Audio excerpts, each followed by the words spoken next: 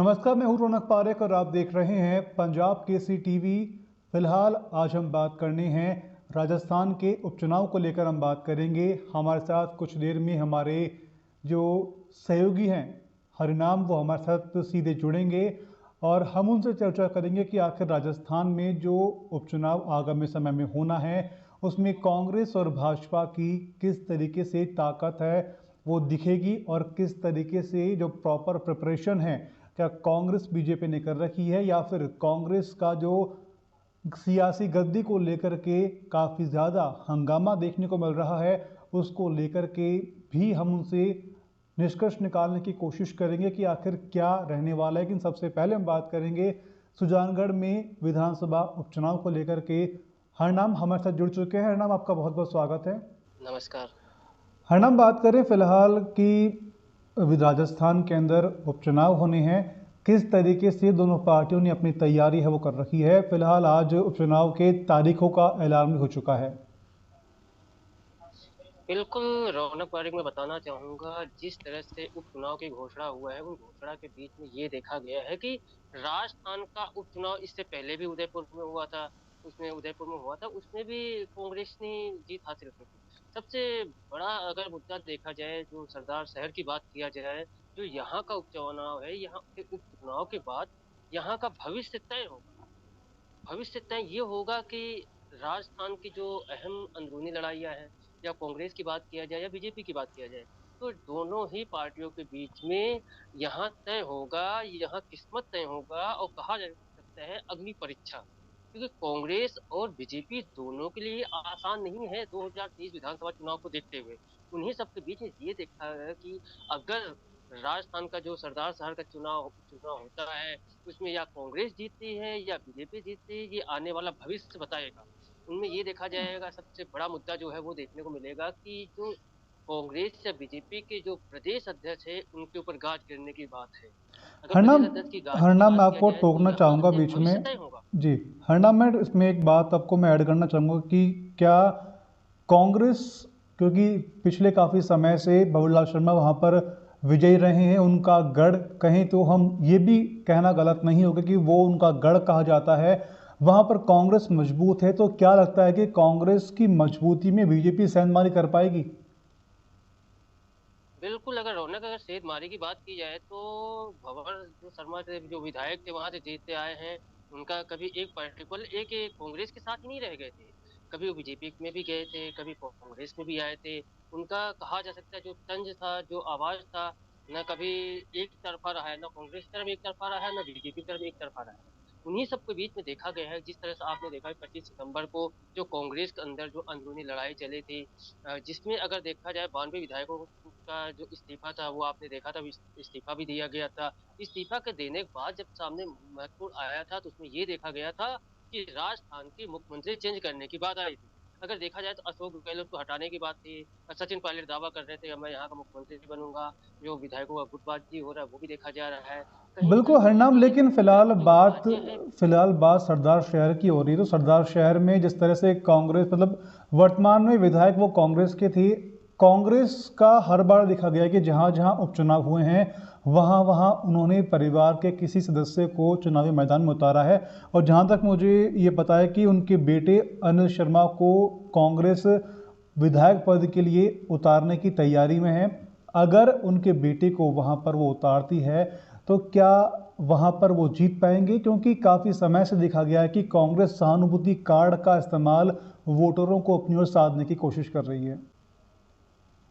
बिल्कुल, इसमें कोई दो राय नहीं है कि सहानुभूति कार्ड जब खेला जाता है तो कहीं न कहीं जीत हासिल होता भी है। उन्हीं सबके बीच में देखा, जब भंवरलाल खत्म हुए थे, उनके तिये की बैठक में कांग्रेस के भी बड़े विधायक गए थे। अगर बीजेपी की बात किया जाए, बीजेपी से बड़े तो कहा जा सकता है पूर्व मुख्यमंत्री वसुंधरा जी।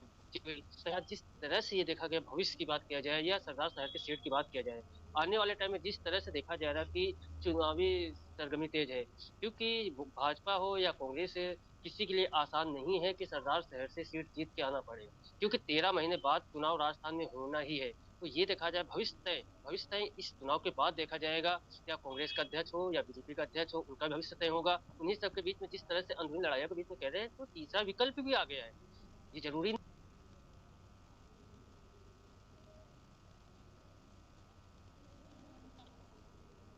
पहले वहां पे एक बड़ी मीटिंग करने के लिए तैयारी कर, बड़ी मीटिंग करेंगे, बड़ी रैलियां करेंगे, क्योंकि आरएलपी भी वहां चुनाव में एक प्रत्याशी उतारेंगे। उन्हीं के बीच में देखा गया आम आदमी पार्टी है, आम आदमी पार्टी पंजाब से जीत के आए हैं, तो वहां के जीतने के बाद वो भी अपना यहाँ पे किस्मत आजमाने की तैयारी कर रहे हैं। तो किस्मत आजमाने की तैयारी कर रहा है, इन्हीं के बीच में ये भी देखा गया कि जैसे गुजरात और हिमाचल का चुनाव चल रहा है, हिमाचल और गुजरात में चुनाव है, उस चुनाव को कहीं ना कहीं ये प्रभाव भी देखने को मिलेगा कि आधा से ज्यादा चाहे कांग्रेस के नेता है चाहे बीजेपी के नेता है, वो हिमाचल प्रदेश और गुजरात में लगाए जा चुके हैं पहले से ही। उन्हीं सबको देखते हुए ये भी देखा गया कि अब उपचुनाव की बात है, कहीं ना कहीं आदमी ये एक प्रभारी की बात करें तो अरुण सिंह प्रभारी वो कल सुबह जयपुर में आ रहे हैं। आज सुबह दो दो प्रभारी जयपुर में बीजेपी अगर यहीं मुझे अगर बिल्कुल, दिल्ली में डेरा हरनाम डाल रखा है प्रभारियों की तो वो देखने को जी, मिलेगा बिल्कुल बिल्कुल। रौनक, जिस जी, तरह जगह आज लेकिन फिलहाल बात करें कि कांग्रेस के लिए भी इस बार गढ़ बचाने की चुनौती रहेगी, तो वहीं बीजेपी के लिए गढ़ को जीतने की चुनौती रहेगी। अगर पिछले उपचुनावों की बात करें तो काफ़ी ज़्यादा संख्या में कांग्रेस ने ही जीत दर्ज की है, लेकिन बीजेपी ने केवल 2 जगहों पर जीत दर्ज की। तो क्या ये माने कि कांग्रेस को उन जीतों का फायदा मिलेगा या उस जीत से उन्हें आत्मविश्वास मिलेगा?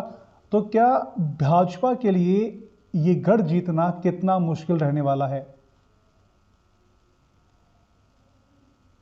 अगर घर की बात किया जाए तो कांग्रेस का बात करें तो कांग्रेस प्रचार प्रसार करेगी कि उन्होंने 4 साल में क्या क्या काम किया राजस्थान में, उसको प्रेजेंटेशन करने की बात सामने आएगी। वही अगर बीजेपी की बात करें तो बीजेपी विफलताओं को गिनाने में कामयाब होगी। जिस तरह से देखा गया था बीजेपी आज 4 साल से हमलावर हो गया है कि राजस्थान में बलात्कार के केस बढ़ रहे हैं, मारपीट ज्यादा बढ़ रहे हैं, उन्हीं सबको लेकर मुद्दाएं तो बड़े होंगे ही। अब उन मुद्दाओं में अब जनता का वहां का क्या रुझान होता है, ये तो जनता का मूड होता है। टिकट तो पार्टी दे देती है, पार्टी टिकट देने के बाद जनता के बीच में आ जाते हैं। जनता के बीच में वो समय बताता है कि जनता के बीच में क्या भविष्य क्या किया है। अब ये भी निर्भर करता है कि भंवर सिंह शर्मा है वो इतने सालों से वहां विधायक रहता है, उनके साथ कहा जा सकता है कि जो कार्ड खेला जा रहा है उनके बेटे को टिकट दिया जाएगा, कहीं ना कहीं वो रुझान भी रहेगा, उसको भी देखने को सामने मिलेगा। उन्हीं के बीच में जिस तरह से गुजरात हिमाचल का चुना है उसका भी फर्क पड़ने वाला है, क्योंकि ये यहाँ ना कांग्रेस चाहेगी कि हमारी पार्टी से कोई लड़ाइयाँ हो और बीजेपी भी नहीं चाहेगी हमारे पार्टी से कोई लड़ाई हो। तो उन सबको बीच में एकजुटता दिखाने का यहाँ चर्चा चलेगा। चाहे वो वसुंधरा राजे की बात किया जाए, चाहे राजेंद्र राठौर की बात करें, चाहे सतीश पूनिया की बात करें। जो कहा अभी सतीश पूनिया ने कहा था एकला चल, एकला चलने की बात था तो सतीश पूनिया अकेले चले भी थे। वहीं वसुंधरा राजे की बात करें, वसुंधरा राजे भी अलग अलग दर्शन कर रही हैं, अलग अलग शक्ति प्रदर्शन कर रहे हैं। अभी जन्मदिन के ऊपर प्रदर्शन हुआ था। बिल्कुल। उन्हीं सबके बीच में कांग्रेस में भी देखा गया है, कांग्रेस में सचिन पायलट ने भी अपना शक्ति प्रदर्शन दिखाया है। शक्ति प्रदर्शन के में देखा गया था कि सारे नेता पहुंचे थे और वही माना जा रहा है कि सचिन पायलट के बिल्कुल करीबी नेता माने जाने वाले भंवर सिंह थे, उनके करीबी नेता भी थे। कहीं ना कहीं ये एक दबाव है। और ये भी देखा जा रहा है कि जिस तरह से उलटफेर का खेल चल रहा था कि राजस्थान के मुख्यमंत्री हटाए जाएंगे, वो भी अब नहीं लगता कि इन चुनाव के प्रत्यक्ष ये चुनाव निकल जाएगा। तो क्या दिसंबर निकलेगा, क्या दिसंबर बाद बहुत हरिनाम, क्या आपको लगता है कि फिलहाल जो सिचुएशन प्रदेश में बनी हुई है उसका फायदा बीजेपी को मिलने की उम्मीद है? क्योंकि बिल्कुल अगर जिस तरीके के हालात प्रदेश में हैं और आगामी समय में दिसंबर के अंदर राहुल गांधी की भारत जोड़ो यात्रा भी प्रस्तावित है, तो क्या इस बीच में ये जो तनाव की स्थिति कांग्रेस में बनी हुई है, क्या इसका फायदा बीजेपी उठा पाएगी पूरा?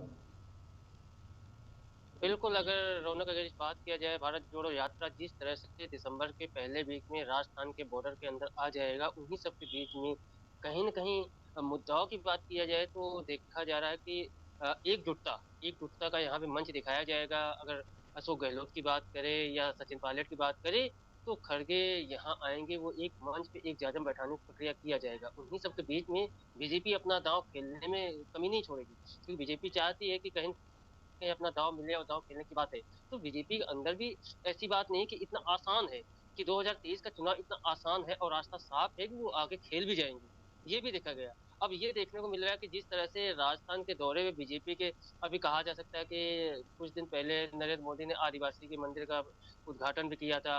वहां पे मुख्यमंत्री अशोक गहलोत को सीनियर नेता भी बता दिया था।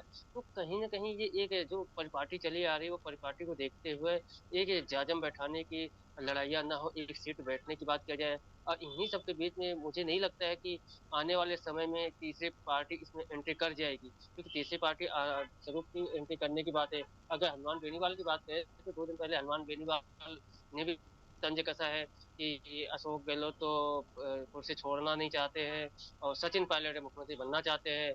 तो उन्होंने ऐसी बात नहीं, तीसरा विकल्प के रूप में कांग्रेस को भी घेरा है, बीजेपी को बिल्कुल भी घेरा बिल्कुल है, हरनाम, और ये भी बिल्कुल। कहा है कि 200 सीट से वो भी चुनाव लड़ेंगे।